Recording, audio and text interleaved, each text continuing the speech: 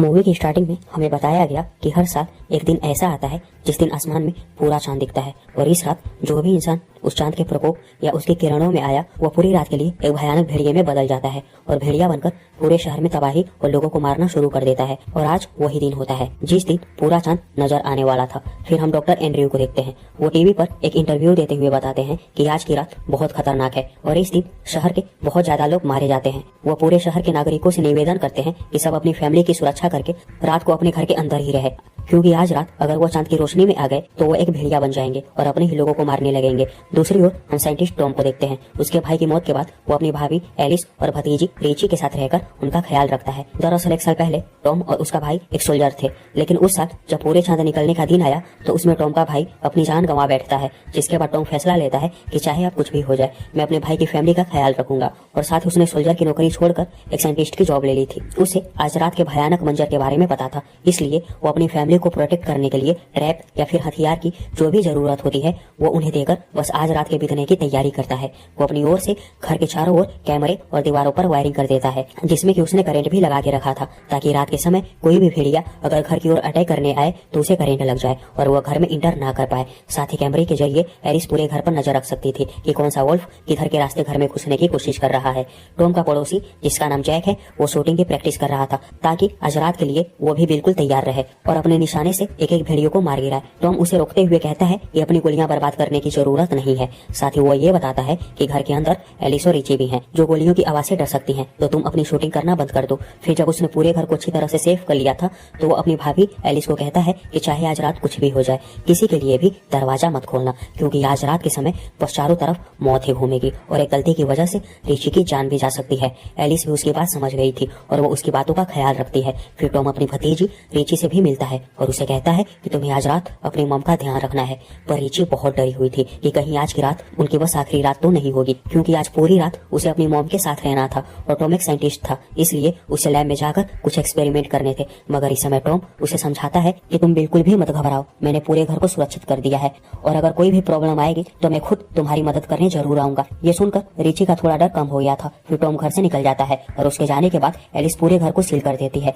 साथ ही वो सारे कैमरों पर नजर रखना शुरू करती है ताकि वो पहले से ही सब चीज के लिए प्रिपेयर रहे। साथ ही उसके पास इमरजेंसी के लिए एक गन भी थी ताकि वो उसका यूज करके भेड़ियों को मार गिराए। उधर पड़ोसी जैक भी एक मास्क पहनकर फुल रेडी हो गया था, जिसके बाद हम शहर की हालत देखते हैं। चारों तरफ बस कोहरा मचा हुआ था। आर्मी और पुलिस वाले सड़कों पर उतरे थे और सारे लोगों को बस यही कह रहे थे कि रात होने से पहले अपने घर के अंदर चले जाएं। जिन लोगों के पास घर नहीं थे गवर्नमेंट उन्हें आज रात के लिए शेल्टर प्रोवाइड करवाती है ताकि शहर के किसी भी इंसान की जान ना जाए। फिर हम डॉक्टर एंड्रयू को देखते हैं। वो पब्लिक को बताते हैं कि आज की रात बहुत अहम होने वाली है, तो सबको पहले से ही तैयार होकर बैठना है ताकि जब पूरा चांद है तो सारे लोग हिम्मत से उन बेरहम वुल्फ से लड़ सके। पब्लिक डॉक्टर से जब कुछ सवाल जवाब करती है कि ये पूरे चांद के दिन ही लोग भेड़िया क्यों बनते हैं, तो डॉक्टर एंड्रयू इस सवाल का जवाब नहीं दे पाते और शांत खड़े रहते हैं। वो बस ये कहते हैं कि आज रात हमारी टीम एक एक्सपेरिमेंट करने वाली है, जिसमें कि हमने एक मून स्क्रीन नाम का एक एंटीडोट बनाया है, जिसे लगाने के बाद इंसान के शरीर पर चांद की रोशनी नहीं पड़ेगी और वो आज रात वुल्फ भी नहीं बन पाएंगे। इस एंटीडोट को बनाने के लिए बहुत सारे साइंटिस्ट ने अपना योगदान दिया था, उन्हीं में से एक टॉम भी था। लेकिन एक प्रॉब्लम यह थी कि आज से पहले मून स्क्रीन एंटीडोट का एक्सपेरिमेंट कभी भी नहीं हुआ है, क्योंकि इसे करने के लिए बस पूरे चांद का होना जरूरी है और आज पहली बार इसका एक्सपेरिमेंट 4 लोगों पर होने वाला था, जिससे कि डॉक्टर्स और साइंटिस्ट की टीम को पता चल सकता था कि यह मून स्क्रीन एंटीडोट असल में काम करता है या नहीं। फिर थोड़ी देर बाद जब रात का समय हो गया था तो डॉक्टर्स की टीम उन 4 लोगों पर मून स्क्रीन एंटीडोट लगा देते हैं। फिर उन्हें एक पिंजरे जैसे केज में बंद करके वहां से दूर चले जाते हैं। टॉम और सारे डॉक्टर्स एक खास तरह का सूट पहनते हैं जिसमें कि चांद की रोशनी उनके शरीर के अंदर नहीं आ सकती थी। उसके बाद जब पूरी तरह रात हो गई और पूरा चांद आसमान में आने लगा तो डॉक्टर्स उन 4 लोगों के ऊपर का सेल्फ खोलने लगे ताकि चांद की रोशनी उनके बॉडी पर पड़ सके। लेकिन तभी एक लड़की का दिल जोर जोर से धड़कता है और वो सबको कहती है कि मैं ये एक्सपेरिमेंट नहीं करना चाहती हूँ, क्योंकि अब मुझे मेरी जान प्यारी है और साथ ही आज रात के लिए वो अपनी फैमिली को अकेले नहीं छोड़ सकती थी। लेकिन तब तक बहुत देर हो चुकी थी, पूरा चांद आ गया था और अब वो लोग अपने कदम पीछे नहीं हटा सकते थे, इसलिए ना चाहकर उन्हें वो एक्सपेरिमेंट पूरी तरह से करना पड़ता है। और जैसे ही चांद की रोशनी उनके शरीर पर पड़ती है तो उन 4 में से किसी को भी कोई असर नहीं होता, क्योंकि उन लोगों ने मून स्क्रीन एंटीडोट लगाया हुआ था। सारे डॉक्टर्स और साइंटिस्ट बहुत खुश होते हैं कि उनका एक्सपेरिमेंट कामयाब हुआ है। इसके बाद उन चारों लोगों का ब्लड टेस्ट होता है ताकि डॉक्टर्स डिटेल में जान पाए कि इस दौरान उनकी बॉडी में क्या हलचल हुए हैं। साथ ही डॉक्टर एंड्रयू अपने एक्सपेरिमेंट से इतने खुश होते हैं कि वो उन चारों लोगों के पास चले जाते हैं, लेकिन उन्हें क्या पता था कि पहला एक्सपेरिमेंट कभी भी सक्सेसफुल नहीं होता। जहाँ 1 घंटे तक तो उन 4 लोगों में से कोई भी वोल्फ नहीं बनता, लेकिन उसके बाद चारों ही लोगों में अजीब तरह का केमिकल रिएक्शन होने लगा, जिससे कि सभी लोग समझ गए थे कि मून स्क्रीन बस 1 घंटे तक वर्क करता है। और सारे डॉक्टर्स और साइंटिस्ट वहाँ पे कुछ एक्शन ले पाते उससे पहले ही वो चारों लोग खतरनाक भेड़ियों में बदल जाते हैं, जिसके बाद वो केज यानी कि पिंजरे से अपने हाथों को निकालकर तोड़फोड़ करना शुरू कर देते हैं। उन्होंने पूरे लैब में सारी चीजों को तहस नहस कर दिया था। साथ ही वो डॉक्टर एंड्रयू को भी पकड़ लेते हैं और उसके सूट को फाड़कर अपना कहर बरसाना शुरू कर दिया था। डॉक्टर एंड्रयू बिना सूट के सर्वाइव नहीं कर पाते और चांद के भी कुछ किरणें उनके शरीर पर पड़ती हैं, जिसके चलते वो भी एक भेड़िए में बदल जाते हैं। अब पूरी लैब बर्बाद हो चुकी थी और सारे भेड़िए एक एक करके सबको मारना चालू कर देते हैं। कोई भी वहाँ से बचकर बाहर नहीं भाग पाता और हर साल की तरह एक और बार आज की पूरी रात उन खतरनाक भेड़ियों की होने वाली थी, जहां वो पूरे शहर में खून खराबा करने वाले थे। टॉम किसी तरह बचाकर बाकी के डॉक्टर्स और साइंटिस्ट को एक रूम में लाता है जहां वो सारे लोग सेफ थे, लेकिन उसे पता था कि वो सब लोग ज्यादा देर तक यहाँ पे नहीं रुक सकते। और टॉम को एलिस और रिची का भी ध्यान आया कि उन दोनों की भी जान खतरे में हो सकती है। तो दूसरी ओर एलिस भी डर के मारे घर में रिची के साथ छिपी हुई थी और वो बार बार सीसीटीवी में चेक करती रहती है कि कहीं कोई भेड़िया उनके घर के करीब तो नहीं है। तभी उसे कैमरे में एक वुल्फ नजर आया जो कि उसके पड़ोसी लेडी के घर के बाहर खड़ा था और हम उस पड़ोसी को देख पाते हैं। उसकी बेटी अपने घर पर चुपचाप पॉपकॉर्न खा रही थी, तो अचानक उसके पीछे एक वुल्फ नजर आता है और यहाँ पे सिनकट होकर सीधा एलिस के दूसरे पड़ोसी जैक पर शिफ्ट होता है। वो भी अपने घर पर शॉटगन लेकर तैयार बैठा था और उसे एक पेड़ पर भेड़िया नजर आया जो कि पेड़ के ऊपर से अपने शिकार को ढूंढ रहा था। तो जैक अपनी बंदूक से उस भेड़िए पर लगातार गोलियां चलाता है और उसे लगता है कि मैंने उस भेड़िए का खात्मा कर दिया होगा, लेकिन वो गलत था क्योंकि वो भेड़िया उसके घर के बाहर ही खड़े होकर एक भारी चीज को घर की खिड़की पर फेंकता है, जिससे कि खिड़की पूरी तरह से टूट जाती है और जैक सीधा पीछे जाके गिरता है। खिड़की से अंदर चांद की रोशनी आ रही थी, इसलिए जैक भी खुद को नहीं बचा पाता और वो भी एक भेड़िया में बदल जाता है। उधर लैब के अंदर टॉम 2 साइंटिस्ट के साथ छिपा हुआ था, जिसमें कि एक साइंटिस्ट पहले से ही बहुत जख्मी था और एक भेड़िए ने उसको शरीर को काफी जख्मी कर दिया था, जिसके चलते उसका बहुत सारा खून बह गया था और वो वहाँ अपना दम तोड़ देता है। फिर टॉम के साथ लोब नाम की एक साइंटिस्ट बचती है और वो भी अपने सामने उस साइंटिस्ट की मौत देखकर बहुत डरी हुई थी। तो टॉम कहता है कि हमें मिलकर उन भेड़ियों का सामना करना पड़ेगा, क्योंकि अगर हम ऐसे ही हाथ पे हाथ रख बैठे रहेंगे तो कोई भी हमें बचाने नहीं आएगा। इसलिए वो कहता है कि हम किसी तरह लैब से बाहर जाएंगे और खुद की जान बचाने की कोशिश करेंगे। लोग भी उसकी बात से सहमत होती है और वो दोनों भी अपने शरीर पर मून स्क्रीन लगाकर 1 घंटे का टाइमर सेट करते हैं ताकि उन्हें पता चल सके कि पहले डोज का असर कब खत्म होगा। उसके बाद ही वो दूसरा डोज कंज्यूम करेंगे। वो दोनों अपने आप को हथियारों से लेस करके वो सारे जरूरी सामान को अपने पास रख लेते हैं जिनकी उनको आगे जरूरत पड़ सकती थी।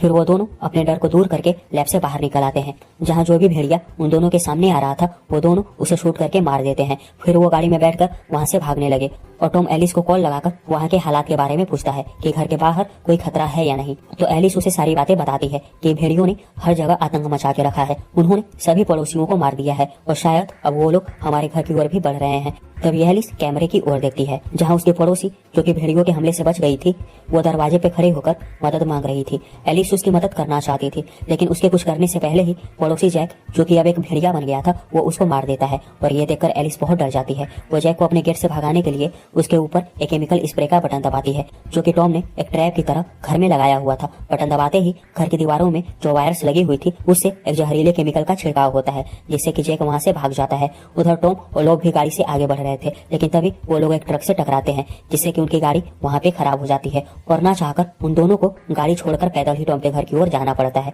वो छुप छुप कर आगे बढ़ते हैं, पर पूरे ही शहर में भेड़ियों का खतरा था और अचानक एक भेड़िया उनके सामने ही खड़े होकर सारी गाड़ियों को तोड़कर फेंक रहा था। टॉम समझ गया था कि अगर वो किसी जगह नहीं छुपे तो उनके लिए मुसीबत हो सकती है, इसलिए उसकी नजर एक शॉप के शटर पर पड़ी जो कि खुला था और टॉम लोग को अपने साथ ले जाकर उस शॉप के अंदर चले जाता है और अंदर से वो दोनों उस शटर को बंद कर देते हैं। पर भेड़िए ने उन दोनों को देख लिया था, इसलिए वो भी उनके पीछे उस शॉप के शटर को तोड़ने की कोशिश करता है।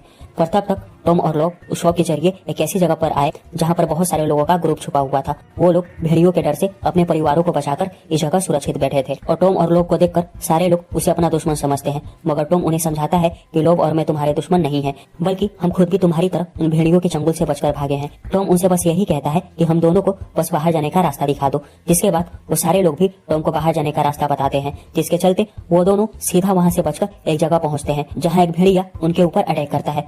वो लोग को दूर फेंककर टॉम को मारने लगा, तो टॉम भी डटकर उसका अकेले ही मुकाबला करता है। वो एक लोहे की रॉड को अपने हाथों से पकड़कर उस भेड़िए की तरफ करता है और जब वो भेड़िया तेजी के साथ टॉम को मारने के लिए बढ़ा तो वो लोहे की रॉड उसके आर पार हो जाती है, जिससे उस भेड़िए का काम वहीं पे तमाम हो गया था। फिर टॉम का अलार्म बजा और उसे समझ आ गया था कि उन्होंने जो मून स्क्रीन लगाया हुआ था उसका असर अब खत्म हो चुका है, यानी कि अब उन दोनों दोनों में से जो भी चांद की रोशनी में आएगा वो भी एक भेड़िया बन जाएगा। तो टॉम लोब को कहता है कि हमें अपना दूसरा मून स्क्रीन का डोज लगाना होगा, वरना हम दोनों भी मारे जाएंगे। जिसके बाद वो चुपके से उस शॉप का दरवाजा तोड़कर अंदर जाते हैं और थोड़ी देर एक जगह बैठकर आराम करने लगते हैं। पर तभी उस शॉप का अलार्म बजने लगा, जिससे कि भेड़ियों का ग्रुप उनकी ओर आकर्षित हो सकता था। तो लोग मौके पर ही उस अलार्म को तोड़ देती है, मगर अलार्म बजने के कारण शॉप में कुछ आवाज होती है और जब टॉम उस आवाज को फॉलो करता है तो उसे वहाँ एक बच्ची दिखाई दी जो कि कुछ खा रही थी। टॉम उसे अपनी शक्ल दिखाने को कहता है और जब वो बच्ची पीछे की ओर मुड़ी तो वो भी एक भेड़िया बन गई थी, जिसे देखकर टॉम उसी समय उस पर फायर करने वाला होता है, मगर पीछे से लोग उस बच्ची को एक इलेक्ट्रिक गन से बेहोश कर देती है, क्योंकि वो एक बच्ची को अपने सामने मरने नहीं दे सकती थी। और टॉम भी वहीं पे रुक गया, वो उस बच्ची की ओर फायर नहीं करता। तो दूसरी ओर हम एलिस को देखते हैं, वो रिची के साथ कैमरों पर नजर रख रही थी, जहां उन दोनों को बाहर से कुछ महसूस होता है। सारे भेड़िए उनके घर की ओर बढ़ रहे थे और वो एक एक करके घर के सारे कैमरों को तोड़ देते हैं, जिससे कि एलिस उन पे नजर नहीं बना पाती। फिर वो अंदर घुसने की कोशिश करते हैं, लेकिन जैसे ही वो अंदर की ओर बढ़े उन्हें वायर के कारण जोरदार करंट लगता है, जिससे कि सारे भेड़िए दोबारा से पीछे हट जाते हैं। तो पड़ोसी जैक जो कि भेड़िया बन चुका था वो एक पेड़ को उन वायर्स पे गिरा देता है, जिससे कि वहाँ पे करंट से एक जोरदार शॉर्ट सर्किट हुआ और पूरे घर की बिजली चली गई। अब सारे भेड़िए आसानी से अंदर आ सकते थे और घर में एलिस और रिची दोनों ही बिना लाइट्स के बहुत डर जाते हैं। वो पूरे घर में टॉर्च रखकर रोशनी करने लगे, ताकि अगर कोई भेड़िया अंदर आने की कोशिश करे तो उन्हें पता चल जाए। साथ ही एलिस अपनी बेटी रिची को पीछे करके खुद वोल्फ से लड़ने के लिए एक गन को लोड करती है। उधर टॉम और लोब ने दोबारा से मून स्क्रीन एंटीडोट लगा लिया था। वो बाहर निकलकर आगे बढ़ते हैं, जहाँ एक जगह आने पर उन्हें बहुत सारे सोल्जर दिखे जो कि भेड़ियों से फाइट कर रहे थे। टॉम भी उन सोल्जर्स के सहारे एक गाड़ी के पीछे छुप गया, लेकिन वो सोल्जर उन दोनों को दुश्मन समझते हैं और अपने हाथ ऊपर करने को कहते हैं। तो टॉम उनको बताता है कि हम कोई दुश्मन नहीं है, हम तो साइंटिस्ट हैं और बड़ी मुश्किल से अपनी जान बचा के यहाँ तक आए हैं। वो सोल्जर उनकी बात सुन ही रहा था तो उतने में एक भेड़िया वहाँ आकर उस सोल्जर को मार गिराता है। इसके बाद वो टॉम के ऊपर भी हमला करता है, मगर टॉम यहाँ पे अकेला नहीं था। वो उसी समय बिना डरे उस भेड़िए पे फायर करता है, जिसके बाद वो उसको मारने में कामयाब रहता है। दूसरी वो सारे भेड़िए पागलों की तरह सोल्जर्स और बाकी के बचे लोगों पर अटैक कर रहे थे। टॉम देखता है कि सोल्जर्स के पास एक गाड़ी है जिसमें की मशीन गन लगी हुई है और वो लोब को कहता है कि अगर हम उस मशीन गन वाली गाड़ी तक पहुंच गए तो आसानी से हम यहाँ से निकल सकते हैं। तो लोब एक प्लान बनाती है। वो टॉम को कहती है कि मैं सारे भेड़ियों को अपनी ओर अट्रैक्ट करके उनका ध्यान भटकाऊंगी और तुम जाकर उस मशीन गन वाली गाड़ी में बैठ जाना। टॉम को भी उसका प्लान अच्छा लगता है, जिसके बाद लोग एक भेड़िए के सामने आकर बिना डरे ही उससे आंखें मिलाती है। तो गुस्से में आकर जब वो भेड़िया उस पर अटैक करने ही वाला होता है, तब तक टॉम उस मशीन गन वाली गाड़ी को अपने कब्जे में कर चुका था और वो सीधा उस भेड़िए की तरफ फायर करता है, जिससे कि वो भेड़िया वहीं पे मारा जाता है और उसके बाद लोग भी मशीन गन वाली गाड़ी में बैठ गई। पर तभी पीछे से एक भेड़िया लोब को उठाकर अपने साथ ले जाता है। टॉम उसको बचाने के लिए उसका पीछा करता है, पर उसे लोब कहीं नजर नहीं आती। वो उसी समय गुस्से में आकर उस मशीन गन वाली गाड़ी से एक एक करके सारे भेड़ियों को मारना शुरू करता है। तो उधर घर में एलिस गन के साथ रेडी खड़ी थी और जिस जगह से भी उसे भेड़ियों की आहट सुनाई देती वो उस जगह पर बार बार फायर करती है, लेकिन इसका कोई फायदा नहीं होता और उल्टा उसकी ही गोलियां खत्म होने लगी। साथ ही जिस जगह पर उसने फायर किया था वहाँ पे बड़े बड़े छेद हो जाते हैं और उन छेद के रास्ते चांद की रोशनी अंदर आने लगी थी और यहाँ पे एलिस की और बढ़ गई। एक तो उसे भेड़ियों से भी अपनी बेटी को बचाना था और ऊपर से उसे चांद की रोशनी से भी बचकर रहना था, जिसके बाद वो खुद भी रिची के साथ एक घर में छुप जाती है और बाहर सारे भेड़िए घर के दरवाजे को तोड़कर अंदर घुसना शुरू करते हैं। तो तभी सही समय पर टॉम वहाँ आ जाता है और गाड़ी का हॉर्न तेजी से बजाता है ताकि सारे भेड़िए उसकी ओर अट्रैक्ट हो सके और ऐसा ही होता है। जितने भी भेड़िए घर के अंदर घुसे थे वो सारे हॉर्न की आवाज सुनकर घर के बाहर टॉम की तरफ बढ़ते हैं और टॉम भी गुस्से में उन्हें मारने का एक भी मौका नहीं छोड़ता। उसके सामने जितने भी भेड़िए आ रहे थे वो उन्हें एक एक करके उड़ाता रहता है, जिससे कि वो काफी सारे भेड़ियों को मार गिराता है। मगर एक भेड़िया जो कि उसका पड़ोसी जैक था वो उसकी गाड़ी के सामने नहीं आता, जिसे देखकर टॉम खुद ही अपनी गाड़ी को लेकर उसको एक जोरदार टक्कर मारता है और गाड़ी को सीधा गराज में घुसा देता है, जिसमें कि जैक को भी बहुत चोट आती है। दूसरी ओर एलिस और रिची को जब किसी भी भेड़िए की आवाज नहीं सुनाई देती तो दोनों माहौल जानने के लिए बाहर निकले। तो अचानक एक भेड़िया उनके सामने आ गया, जिसे देखकर दोनों माँ बेटी बहुत डर जाते हैं। वो भेड़िया रिची को दूर फेंक के सीधा एलिस के ऊपर हमला करता है और एलिस भी काफी जख्मी होकर सीधा नीचे जमीन पर गिर गई। उसके अंदर बिल्कुल भी ताकत नहीं थी कि वो अपने से ज्यादा शक्तिशाली भेड़िए से लड़ पाए, पर तभी वो हार नहीं मानती। वो बड़ी ही मुश्किल से एक कुल्हाड़ी उठाती है, जिसके बाद जब वो भेड़िया एलिस के ऊपर हमला करने के लिए बढ़ता है तो एलिस उसी समय कुल्हाड़ी उठाकर उसके सीने में घुसा देती है, जिससे कि वो भेड़िया वहीं पे दम तोड़ देता है और एलिस अपनी बेटी रिची को बचा लेती है। तभी टॉम भी गाड़ी से बाहर निकलता है और वो एलिस और रिची के पास आकर उनके गले लगता है। वो तीनों एक साथ होकर बहुत खुश होते हैं, पर उनकी खुशी जाने वाली थी क्योंकि गराज में जो गाड़ी खड़ी थी उसके पीछे से जैक निकलता है। वो अभी भी जिंदा था और अब उसके मन में बस बदले की आग जल रही थी। वो किसी भी हाल में टॉम और उसकी फैमिली को मारना चाहता था, इसलिए वो चिल्लाते हुए गराज से निकलकर घर की ओर बढ़ने लगा। उधर टॉम को भी पता लग गया था कि जैक मुझे और मेरी फैमिली को मारने के लिए आ रहा है और इस समय टॉम अपनी फैमिली को किसी भी हाल में बचाना चाहता था। इसलिए वो आखिरी बार एलिस और रिची से मिलता है और इस वक्त अगले दिन के सूरज को निकलने के लिए 15 मिनट ही बचे थे। तो ना चाहकर टॉम एक बड़ा फैसला लेता है। उसके दिमाग में अपनी फैमिली को बचाने का बस एक ही रास्ता नजर आया, जिसमें कि वो अपनी घड़ी एलिस को देकर कहता है कि अगले दिन होने के लिए अभी 15 मिनट बचे हैं और जैसे ही 15 मिनट बीत जाएंगे तो घड़ी में अलार्म बज जाएगा। आगे वो कहता है कि चाहे घर के बाहर कुछ भी हो जाए, तुम रिची को लेकर बाहर मत आना। जिसके बाद वो गुस्से भरी आंखों से अकेले ही घर के बाहर निकलता है और जैसे ही वो चांद की रोशनी में आया, उसका शरीर भी एक भेड़िए में बदलने लगता है, जहाँ अब उसके सामने जैक भी आ गया था और टॉम का पूरा शरीर एक भेड़िए में बदल जाता है। दोनों एक दूसरे की आंखों में बदले की आग देखते हैं और अपनी पूरी ताकत के साथ एक दूसरे की ओर हमला करते हैं, जहाँ उन दोनों के बीच एक बहुत ही खतरनाक फाइट होती है, जिसमें कि दोनों एक दूसरे को बहुत बुरी तरह मारते हैं। यहाँ पर कोई भी हार नहीं मानता और बार बार अपने पंच और अटैक से हमला करते रहते हैं। बहुत देर बाद एक समय ऐसा आया जब जैक कमजोर पड़ने लगा था और इसी मौके का फायदा उठाकर टॉम उसके सर के बाल तेजी से खींचता है, जिसकी वजह से जैक की गर्दन उसके शरीर से अलग हो गई और उसकी वहीं पे मौत हो जाती है। फिर ये पूरी लड़ाई खत्म हो चुकी थी, मगर अब टॉम पहले की तरह इंसान नहीं रहा था। उसके अंदर कोई फीलिंग और यादें नहीं थी, इसलिए वो भी बस खून का प्यासा था। वो खुद ही घर के अंदर जाकर अपनी फैमिली को मारने के लिए बढ़ता है,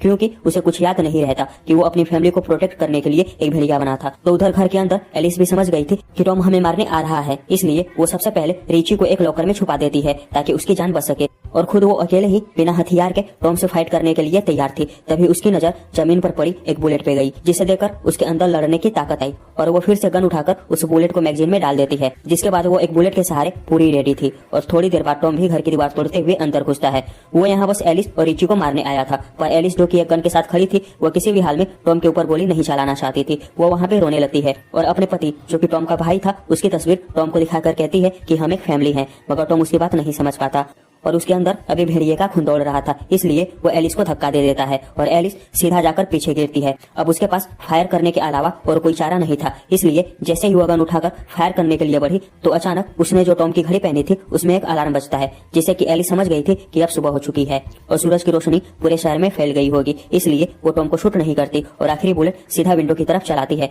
जिसके कारण विंडो से सूरज की रोशनी अंदर आने लगी और टॉम जो कि भेड़िया बन चुका था, उसके शरीर पर जैसे ही सूरज की रोशनी पड़ती है वो वापस से एक नॉर्मल इंसान बन जाता है, जिसे देखकर एलिस बहुत खुश होती है। साथ ही रिची लॉकर से निकलकर बाहर आई, जहां वो तीनों अब सुरक्षित थे और यहीं पे ये कहानी खत्म होती है। तो दोस्तों, अगर आपको हमारी ये वीडियो अच्छी लगी हो तो हमारे इस चैनल को लाइक और सब्सक्राइब जरूर करें, क्योंकि हमें आपकी सपोर्ट की बहुत ज्यादा जरूरत है। तो मिलते हैं हम आपसे अपनी नेक्स्ट वीडियो में, तब तक के लिए टाटा और बाय बाय।